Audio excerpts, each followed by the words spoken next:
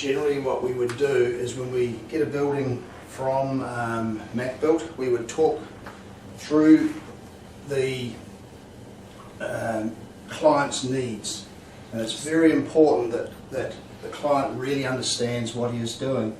If we go for a very large span, what we find is that we can do a 50 to 60 metre span reasonably economically, but clearly the bigger the span, the bigger the members, the more cost it's going to cost. In some instances, for a larger span, the client hasn't thought, and he can take a column in the middle of the building. If there's a column provided in the middle of the building, then the section sizes reduce. Again, on the very large spans, if we've got 2 columns in the middle of the building, the sections reduce accordingly, but in some instances the use of the building also is, the flexibility of the building is compromised.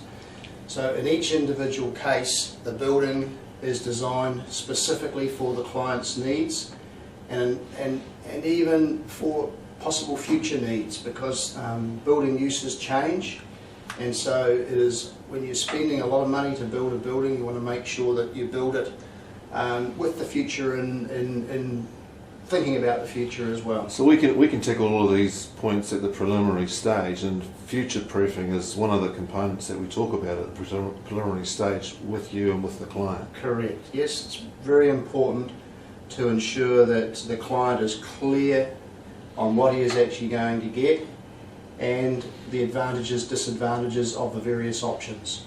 Cost is not always the cost of putting in posts and reducing the frame in some instances is going to be detrimental to the long-term flexibility of the building, and so some clients will spend a little bit extra and get a free span building. The speed of erection, buildability of these buildings, all of those issues come into the initial design of the building.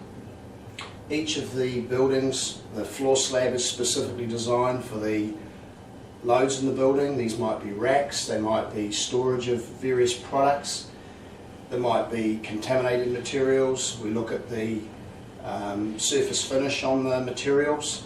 This is one advantage of the lightweight cold rolled sections. They all come pre-galvanised, so they're very durable.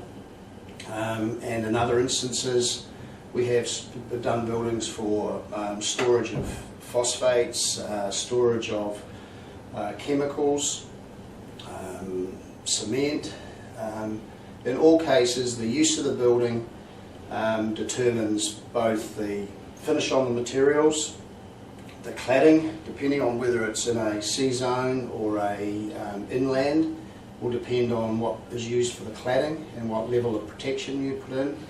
And the floor thickness is designed based on the soil conditions, the site conditions, and the loads and uses the building is going to be used for.